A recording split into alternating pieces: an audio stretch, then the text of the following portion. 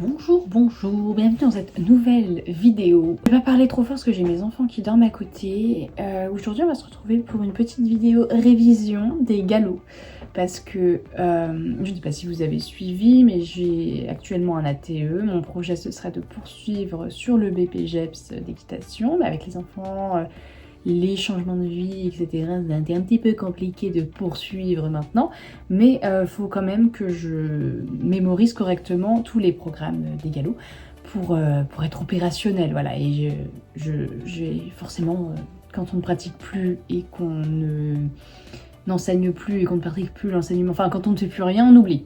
Donc pour me rafraîchir la mémoire et réapprendre des choses, j'ai décidé de vous faire une vidéo pour réviser ces galops. Voilà. Donc ça va être le sujet du jour, donc let's go. Donc moi je suis quelqu'un qui a besoin de support visuel dans mon quotidien pour vraiment... comment vous illustrer ça? En gros j'ai besoin de quoi? De photos, de schémas, etc., etc. Par exemple le squelette, j'ai besoin pour réussir à le mémoriser et à m'en rappeler, de pouvoir y avoir accès en fait en visuel un peu tous les jours, un peu tout le temps, jusqu'à ce que ça re-rentre dans mon cerveau. Et j'aime bien aussi apprendre comme ça. Donc aujourd'hui, là, ce que je vais faire, parce que je ne sais pas si je vais réussir à tourner tout ça en une vidéo, je ne pense pas du tout. Je pense que ça va être sur plusieurs jours. Ceux qui ont des enfants comprendront. Je suis constamment interrompue. Là, ils sont à la sieste pour l'instant. Mais ensuite, on enchaîne sur un rendez-vous orthophoniste. Et puis, j'ai un autre rendez-vous derrière. Bref. Je suis sur mon petit ballon. Oui, parce que je n'arrive pas sinon à réviser correctement. En fait, il faut que j'ai plusieurs stimuli. En fait, ça me permet de faire un peu de sport en même temps et de travailler ma position. Et de travailler un peu ma position.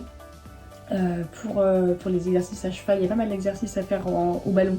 Je ne sais pas si ça vous intéresse, mais voilà, si vous avez un ballon chez vous, sachez qu'il y a plein d'exercices à faire pour améliorer votre position à cheval. Et comme je ne pratique plus, c'est assez sympa de pouvoir faire ça en même temps. Et donc bon, voilà. Donc, mon histoire de support visuel. Donc, comme j'aime bien les supports visuels, je me suis munie de petits post-it. Je me suis munie de mon petit livre du galop 1 à 4 et de mon petit livre du galop 5 à 7. Donc là, l'objectif, c'est qu'avec ces super petits post-it, je mets des post-it partout là où j'ai envie d'imprimer les pages que je vais afficher donc sur mon mur. Comme ça va me permettre donc de les imprimer, de les afficher sur mon mur et de pouvoir les avoir en visuel. Donc c'est parti pour mettre des petits post-it sur les pages que je souhaite imprimer, qui me semblent être les plus utiles. On va commencer galop 1 à 4. Tac, tac, tac. En général, c'est surtout la théorie, les lettres de manège aussi, souvent j'oublie. Voilà. Il y a des phrases et tout ça, mais c'est... Enfin, il y a des moyens mémotechniques, mais souvent j'oublie. Donc ça, en vrai, je pourrais peut-être me réimprimer un petit, ou me dessiner, mais peu importe. Mais voilà, me dessiner un petit carré avec les lettres, éventuellement les petites phrases à retenir, comme ça je les verrai tout le temps et je pourrais les relire tout le temps quand je passe devant. Et petit à petit, en fait, ça rentre. Donc ça, ça, ce serait un truc sympa à faire. Je vais peut-être aller là. Ça, ce serait intéressant, voilà, par exemple, de me les imprimer, de me les afficher sur le mur. Les parties de la selle et du filet, même si théoriquement je connais par cœur, je sais qu'il y a eu des moments où j'étais là, mince, comment ça s'appelle? Et après ça revient, et en fait c'était là, bah oui, mais en fait je suis idiote, je le savais, mais tu le savais, mais tu le savais plus. Voilà, c'est que des trucs un peu bavettes comme ça, et c'est vrai que j'aime bien pouvoir avoir ça en visuel. Je pense que vous avez compris pour le nombre de fois où je viens de le répéter.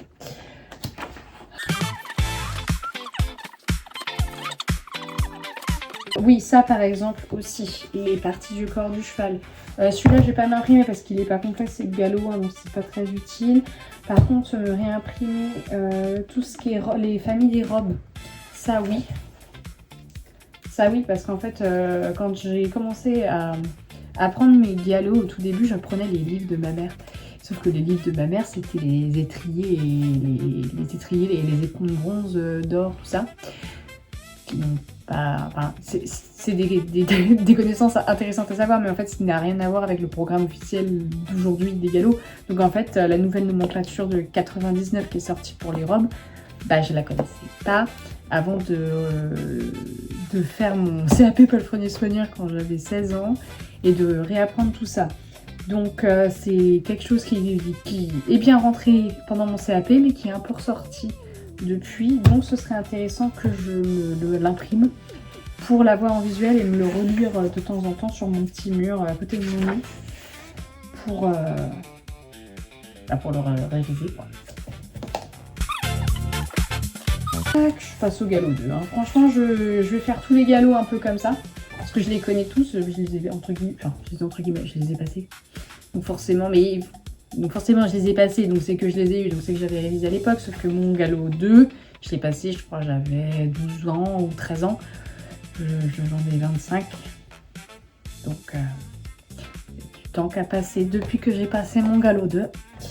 Voilà, c'est toujours très intéressant de se les refaire.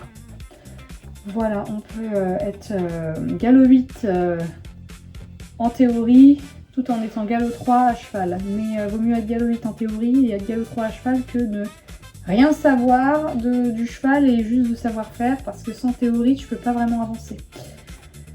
Pourquoi je lis le truc à l'envers? Ça n'a aucun sens ce que je fais.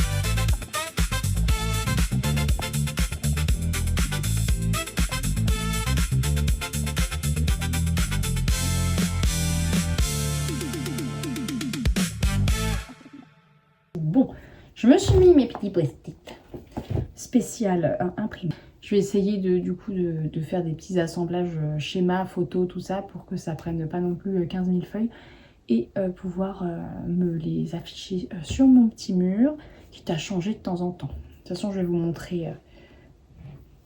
vous montrer comment je vais m'y prendre pour installer toutes mes petits trucs